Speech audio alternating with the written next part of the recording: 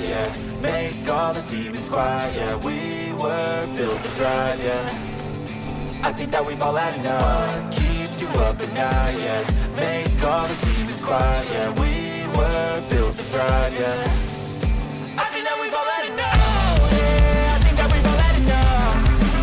Sick of dealing with the old plan. They know that we're gonna live wrong. Blade and Sorcery was one of the first VR games I played after I originally bought my Quest 2. First I got the classic low movement, high comfort games, Beat Saber, Job Simulator, etc. Then I started to break into PC VR and bought Blade and Sorcery on Steam. This was before I had an index and even before I bought Boneworks. I hadn't even heard of that game yet. So this was my first dip into real full locomotion VR with full body IK. Now I want to be clear. Me saying that it's getting awesome is in no way saying it was never a great or fun game. It is early access and indie after all, so there's a lot of iteration and work to get these very complex systems working properly.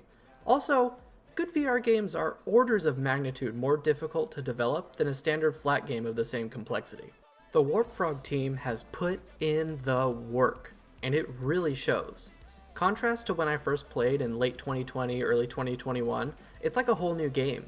In fact, it even feels more fresh and new compared to earlier this year. The last time I played was probably February, I think.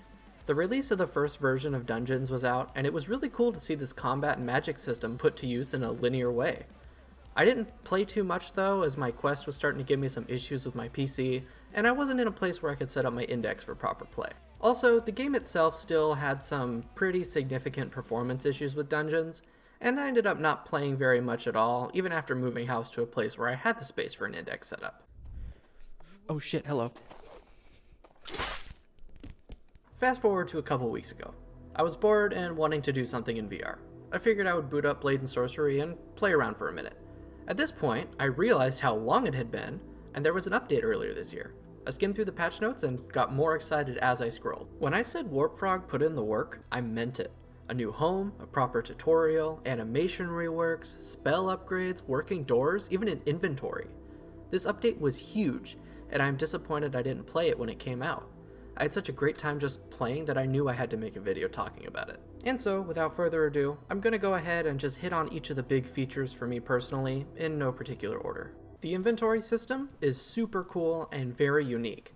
I love seeing how different developer teams tackle how to put together an inventory in VR where it's intrusive to just have an inventory screen.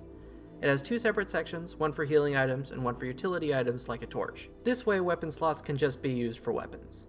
There seems to have been some physics updates and performance enhancements as well. I can now reliably have 2 to 3 enemies on screen with little to no lag depending on the map. And the Dungeons mode runs relatively smooth for me now. My current PC is a few generations old at this point though, and on the lower end of those generations as well, so this might be the best it will be for me. Due to this, I still have some significant issues on the market map and a bit of lag on Citadel, especially while recording, which is unfortunate as those are my favorite non-dungeon maps. The game also now has a basic clothing and armor system. It's a bit jank right now and I can't seem to figure out how to remove armor items without straight equipping new ones from the spawn book.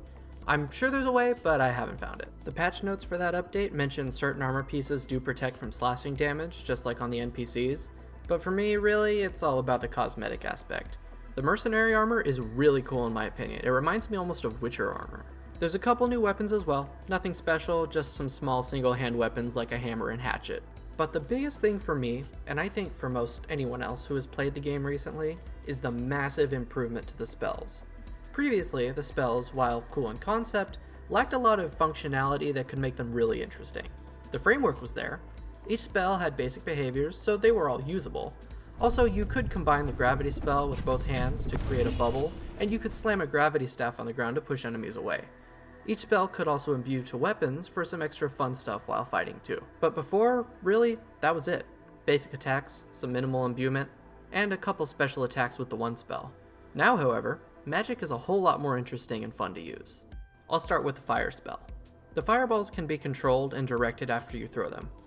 Now as I'm writing this video and reviewing the patch notes again, I'm realizing my thought about this feature being new is not true, but it's new to me. I could literally sit and throw fireballs and move them around all day. It's very entertaining. The funny thing is, even though I can redirect where they go, I still cannot aim for shit when throwing. For me, behind every good fireball hit is 12 missed ones and a lot of frustration at myself. And now, when you imbue a staff with fire, you can also launch fireballs out of it when you press and then release the action button. It gets sort of flung from the tip, so it's even harder to aim fireballs from the staff than it is to throw them.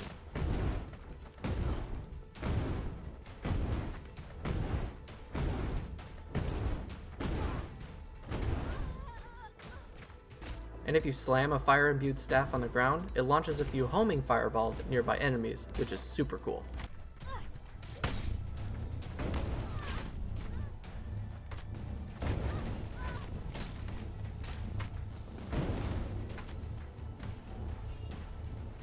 Additionally, there is now a two-hand combined spell for the fire, which, after a short charge, allows you to fire a miniature meteor that has splash damage and a knockback effect.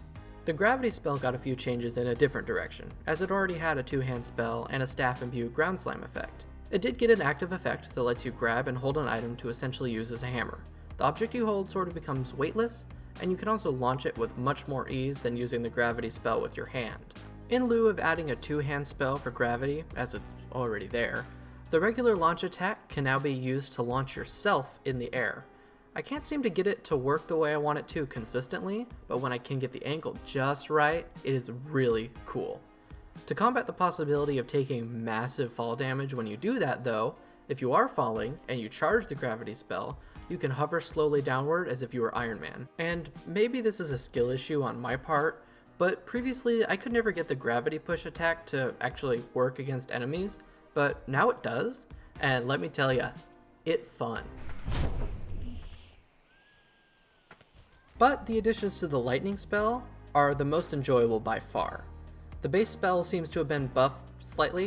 It has a more powerful stun and does a little bit more damage, I think. The two-handed spell creates a straight up super laser that is pretty much an insta-kill on a direct hit, though it is difficult to aim and sucks up mana like crazy. Seriously though, if you're just playing on your own and you're just trying to have some good time, do yourself a favor and just turn on infinite mana. And then the lightning imbued staff is the most overpowered weapon I've ever used in a VR game. You saw some of it in the intro already, but when you hold down the activate button, it generates a lightning whip that shreds enemies. With the correct swipe, it is a quick dismember and works great for crowd control. Also, if you just kind of wiggle the staff in front of an enemy, they just fall apart. Literally.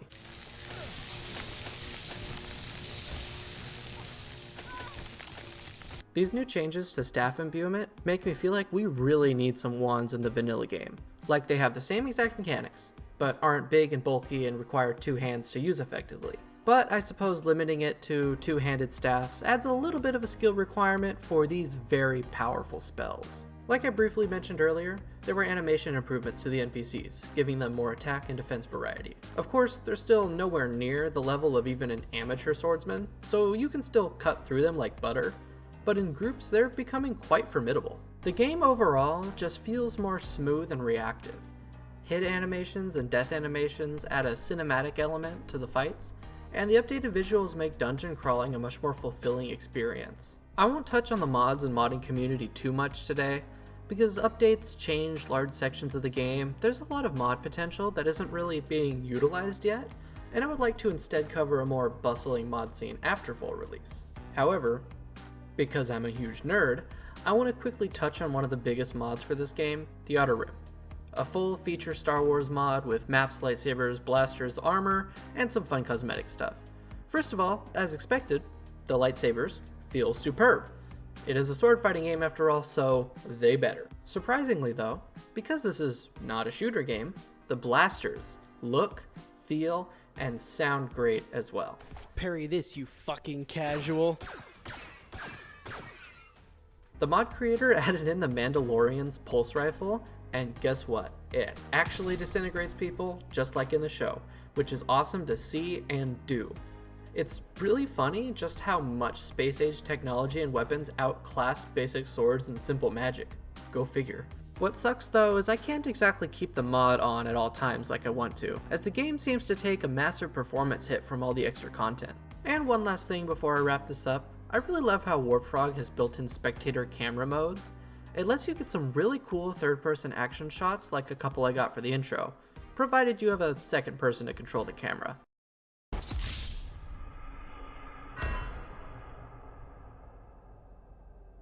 I hope more VR titles in the future have this sort of thing built in, because it is great for video making.